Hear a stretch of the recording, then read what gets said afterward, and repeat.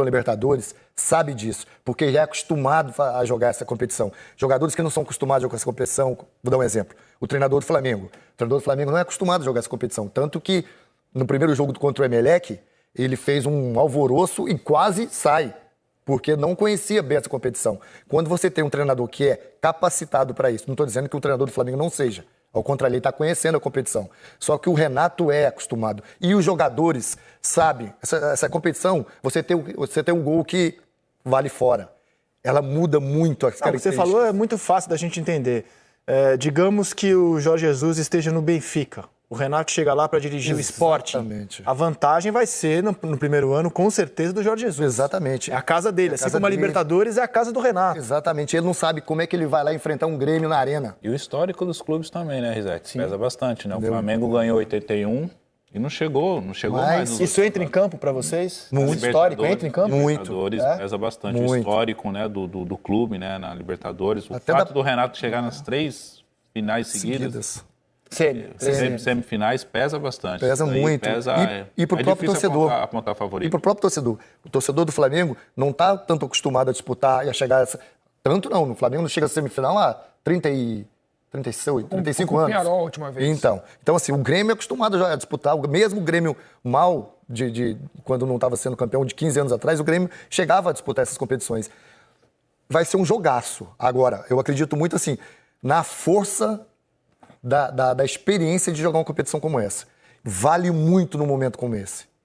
Agora vou trazer alguns dados do que a torcida do Flamengo tem feito nesse ano. É só notícia boa sobre a torcida do Flamengo. A última delas veio da Folha de São Paulo, que tem o seu instituto, Datafolha, que hoje divulgou, é muito polêmico, é sempre muito aguardado, os seguintes dados, tá? Que estão publicados no Globoesporte.com. A gente tem... Vamos para os dados? A gente tem o Flamengo com 20% dos torcedores, o Corinthians com 14%. Em relação à última pesquisa de 2018, o Flamengo subiu 2 pontos e o Corinthians estagnou nos 14%. A margem de erro é de 2 pontos percentuais para cima ou para baixo. Então, essa diferença que o Flamengo tem em relação ao Corinthians, ela já está fora da margem de erro. O Flamengo só perde para pessoas que dizem não ter time algum, que são 22% dos entrevistados pelo Datafolha. Depois do Corinthians vem o São Paulo, aí o Palmeiras, Vasco, Cruzeiro, Grêmio, Inter. É pesquisa nacional, tá? Santos, Atlético Mineiro, Seleção Brasileira, aí Botafogo, Bahia, Fluminense, Sport, Santa Cruz, Fortaleza, Vitória, Ceará e outros. Ah, mas a torcida do Botafogo é do mesmo tamanho que a do Vitória? Há uma margem de erro, como eu disse, que pode oscilar 2 para cima. Para baixo não tem como oscilar 2, porque eles estão com 1. Vamos para o região mostrar? O Flamengo leva uma vantagem muito grande na região norte. Olha a diferença, cara. 39 para o Flamengo, 10 para o Corinthians, 8 para o Vasco, 6 para o Palmeiras, 4 para o São Paulo. Vamos para outras regiões. Nordeste, ó o Flamengo, cara. É o clube mais popular do Nordeste, mais disparado. 27%, seguido pelo Corinthians, 9%. É o triplo do Corinthians no Nordeste, o Flamengo. Triplo do segundo colocado. Exato. Um absurdo, né? São Paulo 6, Palmeiras 5, Vasco 5. No Centro-Oeste também muito forte o Flamengo, 28%, o Corinthians 18%, mais forte do que no Nordeste, na região Norte.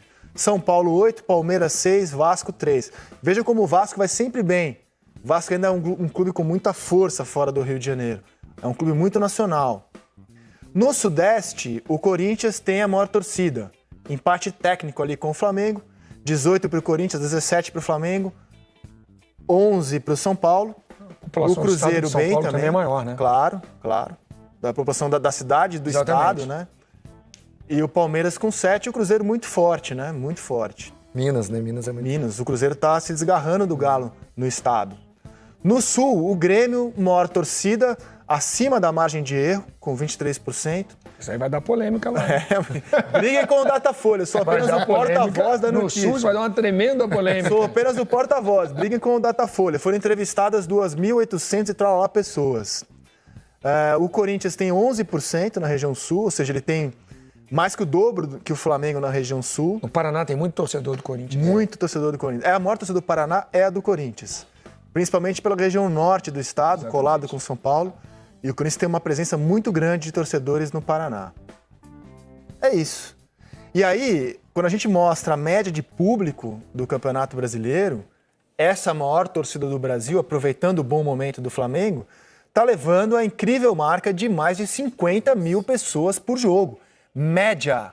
É a melhor marca da história dos pontos corridos. Nunca ninguém teve essa marca num turno. O Corinthians está bem também, com 36.621. E a tendência é de manutenção, porque o Flamengo vai brigar pelo título até o fim. Tomara. Acho pouco provável que esse panorama não se repita. Tomara. Essas 4 primeiras marcas espetaculares. Todas acima de 30 mil. Eu queria falar com o Grafite Fortaleza, depois. maravilhoso também. Impressionante. Eu queria falar com o Grafite depois do Borussia Dortmund. Maravilhoso. Tem médias espetaculares. Bahia também, muito boa do Bahia. Muito boa média, de 27 mil. 27 mil. Ceará, parabéns também, cara. Ô, Luiz Gonzaga. 26.806 pagantes por jogo. O Internacional, mais de 21 mil pessoas. O Vasco. Cara, isso é impressionante, porque a capacidade de São Januário é pequena e o Vasco está conseguindo levar um grande público. E o Fluminense também, cara, para um time que está brigando lá embaixo, é uma média positiva. Essas são as 10 maiores que a gente mostrou.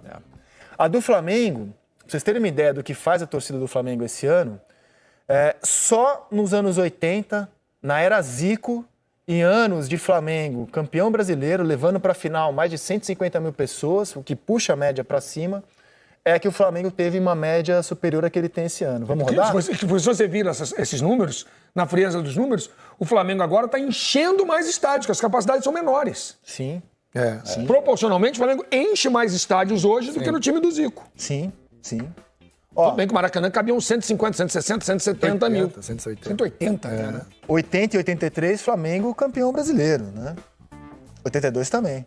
Os 3 anos, Flamengo campeão brasileiro. Levando para a final mais de 150 mil. Né? Vou trazer algumas informações sobre o que a torcida do Flamengo tem feito esse ano, seguindo o bom momento do time.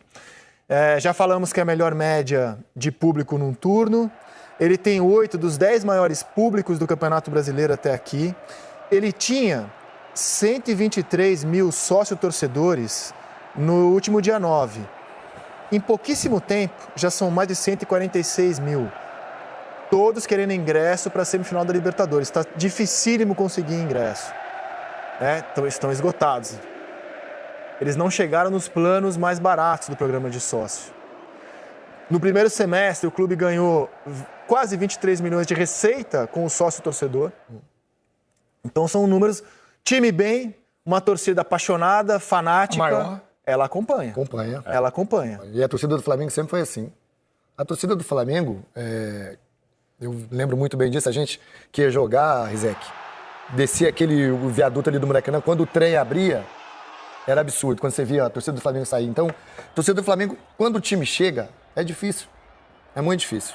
Essa torcida ela é espetacular. É diferente. É diferente. É diferente. Ela faz o time jogar. O Paulo jogou a favor, o Grafa jogou contra. Você percebia isso, Grafite? Do campo. Depende muito, né, do adversário. Que nem eu já joguei contra o Flamengo no Maracanã com o São Paulo, com o Atlético Paranaense, já joguei com o Santa Cruz. Assim, depende muito do momento da equipe. Se a equipe estiver bem mesmo, como está agora, a torcida empurra. Você sente a força da torcida de maneira diferente. Dá para sentir diferente. Eu falo muito assim pelo que eu presenciei no Morumbi quando nós ganhamos a Libertadores em 2005. A torcida do São Paulo fazia a diferença. A torcida do São Paulo gritando no Morumbi, empurrando, é diferente. Então, a seu favor vai. Contra também, o adversário entra, vê assim, o Morumbi, aquela coisa grandona. No Maracanã também, não tem como, né? A torcida faz a diferença. E esse time do Flamengo tem uma coisa que ano passado não tinha. Eu acho que esse foi o maior crescimento que o Flamengo teve. Jogadores que vieram para conquistar. Jogadores que não aceitam derrota normal. Ano passado, eu via jogadores do Flamengo 20 minutos depois de uma desclassificação, prontinhos dando entrevista pós-jogo. Isso é absurdo. Então, assim, era um aceitar muito fácil. Hoje, a característica do jogador do Flamengo, vou dar nomes, Gabriel, Bruno Henrique,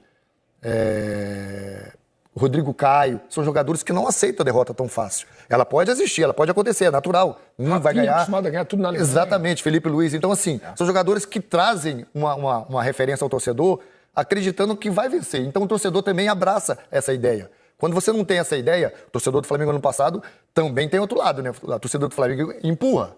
Mas também se tiver mal, se o jogador não tiver experiência, personalidade, ela tira também. Eu acho que é uma torcida ligada no amplificador. Exatamente. Pro bem ou pro mal. bem ou pro mal. Ligada no amplificador. Exatamente. Ela não é acústica, não. Ela Exatamente. Não é? amplificador no último volume. Voltamos à música. Você disse Heavy tudo, metal, você né? disse tudo. Isso aqui, ela vai junto com o jogador. Não é unplugged, não. Não. Daqui a pouco a gente vai ter o presidente do Santos falando sobre os planos do clube para o Pacaembu. Vocês viram o projeto do Pacaembu? Bacana, Como é né? Eu lindo, adoro cara? Pacaembu. Pô, cara. Dá um aperitivo pra gente aqui. O prefeito de São Paulo assinou essa semana uma concessão para os próximos 35 anos com a iniciativa privada.